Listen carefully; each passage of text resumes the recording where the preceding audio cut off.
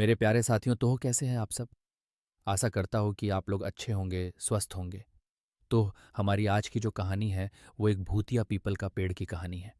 यहाँ आपको 2 कहानियाँ सुनने को मिलेंगे और डर का भयानक आगाज़ भी होगा। कहानी बहुत इंटरेस्टिंग है, तो वीडियो को लाइक करके चैनल को सब्सक्राइब ज़रूर कर लेना। तो चलिए सुनते हैं पहली कहानी। गाँव से 1 किलोमीटर दूर एक विशाल पीपल का पेड़ खड़ा है। ये पेड़ सामान्य पेड़ों जैसा नहीं है। इसकी शाखाएं इतनी लंबी और घनी हैं कि आधे बीघे तक फैल जाती हैं। शाखाएं ऊपर की ओर मुड़ी हुई हैं, जिससे ऐसा लगता है जैसे किसी मोर के पंख फैलाए हुए हों। इस पेड़ का रूप देखकर किसी का भी दिल दहल सकता है।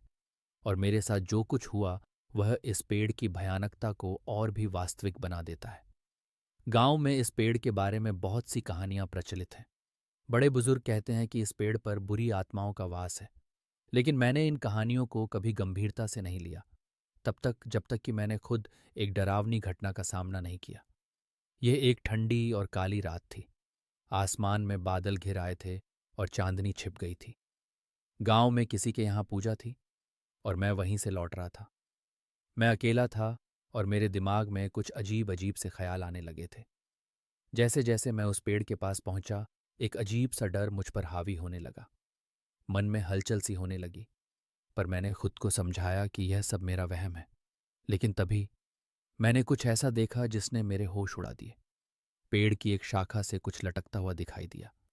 पहले तो मैंने सोचा कि शायद कोई सूखी डाल होगी, लेकिन जब उस चीज ने हिलना शुरू किया तो मेरा दिल जोर से धड़कने लगा। वह कोई डाल नहीं थी, बल्कि एक महिला की परछाई थी, जिसका चेहरा दिखाई नहीं दे रहा था, लेकिन उसकी आंखें मुझे साफ साफ देख रही थीं। उसकी आंखें इतनी भयानक थीं कि मैं एक पल के लिए हिल भी नहीं पाया। मेरी टांगें कांपने लगीं और मैं समझ नहीं पा रहा था कि क्या करूं। अचानक वह परछाई हवा में लहराने लगी और एक तीखी चीख मेरे कानों में गूंजने लगी। मेरी आंखों के सामने अंधेरा छा गया और मेरे अंदर से चीख निकल गई। किसी तरह मैंने खुद को समेटा और दौड़ता हुआ गांव की ओर भागा। उस रात के बाद मेरी हिम्मत कभी नहीं हुई कि मैं उस पेड़ के पास अकेले जाऊं। गांव वालों से जब मैंने ये बात बताई, तो कई लोगों ने कहा कि उन्होंने भी उस पेड़ के पास कुछ असामान्य देखा है। कुछ ने बताया कि उस पेड़ के नीचे बहुत सालों पहले एक महिला ने आत्महत्या की थी और तब से उसकी आत्मा वहीं भटकती है। अब वैसे पेड़ गांव के लोगों के लिए एक डरावनी जगह बन चुका है। कोई भी वहां रात में जाने की हिम्मत नहीं करता। यह घटना मेरे लिए एक सच्चाई बन चुकी है और मैं ये मानता हूं कि इस दुनिया में ऐसी आत्माएं सच में होती हैं, जो हमारे आस पास ही रहती हैं। लेकिन जब तक वह हमें दिखना नहीं चाहती, तब तक हम उन्हें नहीं देख सकते। अब चलिए दूसरी कहानी सुनते हैं, पीपल वाला भूत की कहानी। मैं तुम्हें एक ऐसी हकीकत की कहानी बताने जा रहा हूं जिसको मैं याद करते ही मेरे रोंगटे खड़े हो जाते हैं। अब मैं आपको उस घटना के बारे में बताता हूं कि मैं और मेरे दोस्त उस पीपल के पेड़ पर खेलने जाया करते थे। उस पेड़ की शाखाओं पर हम झूले की तरह झूला करते थे। उस पेड़ की छाया इतनी घनी थी कि सारे पंछी उसी पे बैठा करते थे और हम लोग गर्मियों में उस पर जाके झूलते थे। बड़ा मज़ा आता था। वैसे उस पेड़ के बारे में लोग कहा करते थे कि उस पेड़ पर भूत रहते हैं, पर हम बच्चे कहाँ किसी की मानते थे। बस रोज़ खेलने को चल दिया करते थे। एक बार की बात है, दोपहर का समय था। हम 3 दोस्तों ने, मैं और मेरे 2 दोस्त, उस दिन जल्दी चले गए। 12 बजे का समय था। हम लोग वहाँ पहुँच गए और हम लोगों ने प्लान बनाया कि हम लोग ऊंचाई पर जाके छिप जाते हैं और वो लोग आएंगे तो हम लोग उन्हें भूत बनकर डराएंगे। और हमने अपने अपने पैंट में कुछ पत्थर भर के ऊपर चढ़ गए।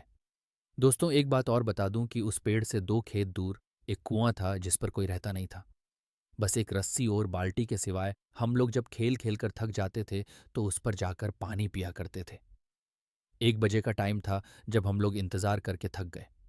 वो लोग नहीं आए तो हम में से एक ने कहा कि चलो पानी पीकर आते हैं। तो मैंने उनसे कहा कि मुझे प्यास नहीं लगी है, तुम लोग चले जाओ दोस्तों। वो लोग उतरकर पानी पीने चले गए।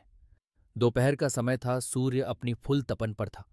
जोर जोर से लू चल रही थी और हवा के गोल गोल झुंड बनकर धूल उड़ाते हुए आ जा रहे थे। आप लोग जानते होंगे गांव में इन हवा के गोलाकार को दंदूरा कहते हैं। एक ऐसा ही हवा का गोला मैंने पीपल की ओर आते हुए देखा। बड़ी धूल उड़ाए हुए वो आया और पीपल के सारे पत्ते आवाज करने लगे, खर खर और कुछ टूट के गिरने लगे। धुल की वजह से तो मेरी आंखें बंद हो गईं। सारे पंछी उड़ गए। एकदम मैंने जब आंखें खोली तो क्या देखता हूँ, एक काली सी शक्ल का, बड़े बड़े बालों वाला और इतना डरावना इंसान मेरे सामने वाली डाली पर बैठा है। एकदम मेरे डर के मारे हाथ छूट गए और मैं नीचे जा गिरा। नीचे गिरते ही मैं बेहोश हो गया। जब मेरी आंखें खुली तो देखा कि मेरे दोस्त पानी पीकर लौट आए हैं। मुझे उठाकर उन्होंने मुझे बिठाया। नीचे पीपल के पत्ते काफी इकट्ठे हुए थे, इसलिए मेरे ज्यादा नहीं लगी, बस मेरे पैर से थोड़ा सा खून निकल आया था। जब मेरे दोस्त ने पूछा कि क्या हुआ तो मैंने उन्हें बताया कि अभी इस पेड़ पर मैंने भूत देखा है। सारे दोस्त समझ रहे थे कि अजय हमें डराने की कोशिश कर रहा है। उन्होंने कहा, लगता है तुझे प्यास लगी और तू ऊपर से इसलिए गिर गया है। उन्होंने कहा, जा तू पानी पीकर आ, तब तक हम यहीं बैठे हैं। उनकी जिद की वजह से मुझे पानी पीने जाना पड़ा। मैं वैसे भी डरा हुआ था और मेरे हाथ पैर कांप रहे थे। मैं मन ही मन में सोच रहा था कि बस आज मैं यहाँ से निकल जाऊं, कल से मैं यहाँ नहीं आऊँगा। मैंने बाल्टी उठाई और कुएं में डाल दी। जैसे ही कुएं में बाल्टी पहुंची, एकदम से आवाज़ आई और वो आवाज़ ऐसे लग रही थी जैसे कोई पानी में बार बार कूद रहा हो मैं। और डर गया, जबकि रस्सी मैंने आराम से पकड़ राखी थी। तो ये आवाज़ कैसी? मैंने कुएं में झांक कर देखा। कुएं के पानी में मुझे वही चेहरा नजर आया।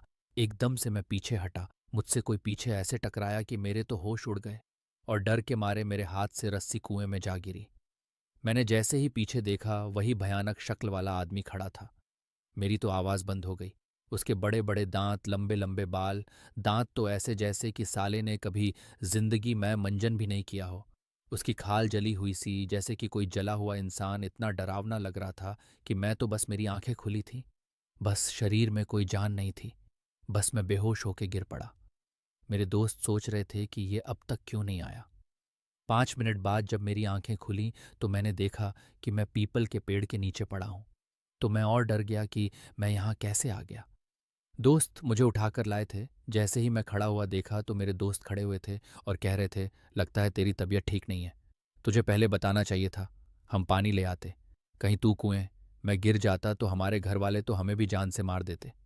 मैंने उन्हें बताया कि मेरी तबीयत खराब नहीं है, मैंने सचमुच भूत को देखा है। उन लोगों को विश्वास नहीं हो रहा था कि अजय, जो कि कभी भी भूत के बारे में बोलते थे, तो वो कहता था कि भूत नहीं होते। मगर इसे आज हो क्या गया है जो हर बात पे भूत भूत लगाए हुआ है। भाइयों, अब तक 2 बज चुके थे। हमारे दोस्तों का आने का समय हो गया था। मेरे दोस्त ने कहा, चलो अब ऊपर चढ़ जाते हैं और उन लोगों को डराते हैं। मुझे डर तो लग रहा था, पर मैं दोस्तों के साथ ज्यादा ऊपर नहीं, बस थोड़ी ऊंचाई पर जाके बैठ गया। जब वो लोग आए तो हमने पत्थर फेंकने चालू किए। और तब तक हुआ क्या, जोर से एक दंदूरा हवा का झोंका आया और सारे पीपल को उसने झकझोर दिया। हम लोगों को लगा जैसे कि कोई उसे झकझोर के उखाड़ने की कोशिश कर रहा हो। मेरे दोस्तों ने समझा कि भूत है इस पेड़ पर, और वो सारे लोग डरकर भाग गए। और हम बड़े ही खुश हुए कि आज तो इन्हें हमने डरा ही दिया। पर हमें क्या पता था कि वो कक्का भूत भी यह सब देख रहा है। और उसने जोर से पेड़ को हिलाया। जैसे ही मैंने, मेरे दोस्तों ने यह सब देखा, जल्दी जल्दी उतरने लगे। अब की बार तो उसकी आंखें लाल लाल, दांत होठों से बाहर। हम वहां से भागे।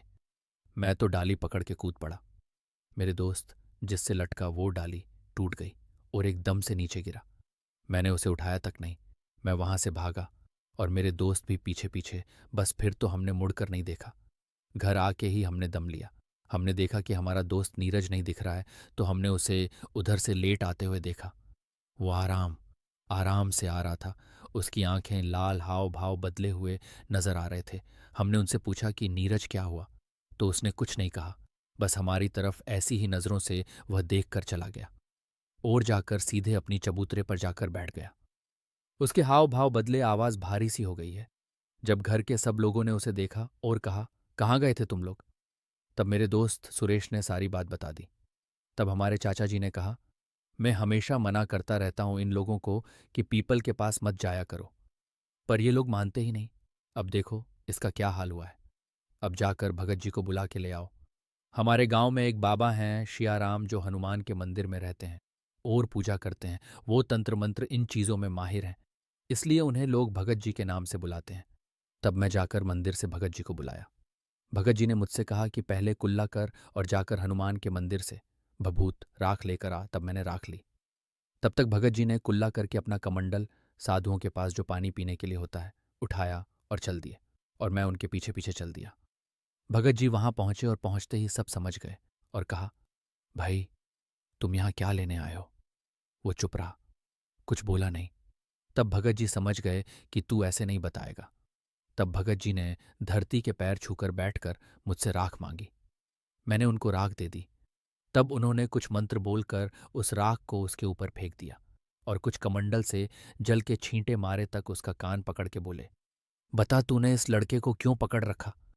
और कौन है तू? और कहाँ से आया है? तब उसने बताया कि मैं पास के पीपल के पेड़ पर रहने वाला भूत हूँ। ये लोग मुझे दोपहर के समय सोने नहीं देते थे, इसलिए मैंने इनको डराया और इसको पकड़ लिया। भगत जी बोले, तू पीपल को छोड़ और कहीं दूर जंगल में चला जा, और वो पीपल बच्चों के खेलने के लिए है। पर मैं कहाँ जाऊंगा? तब भगत जी ने कहा कि तू ऐसे ही चला जागेगा या फिर निकालूं अपना वज्रोर। भगत जी की आंखें लाल हो गईं। तब भूत ने कहा, आप मेरा कान छोड़ोगे तभी तो मैं जाऊंगा। देख कितना अच्छा बच्चा है, इतना जल्दी समझ गया। एकदम नीरज हिला और वो नॉर्मल हो गया, जैसे कि अभी सोकर जगा हुआ है। तब भगत जी ने कहा, जाओ, अब पीपल वाला भूत भाग चुका है, अब तुम कभी भी जाकर उस पेड़ पर खेल सकते हो।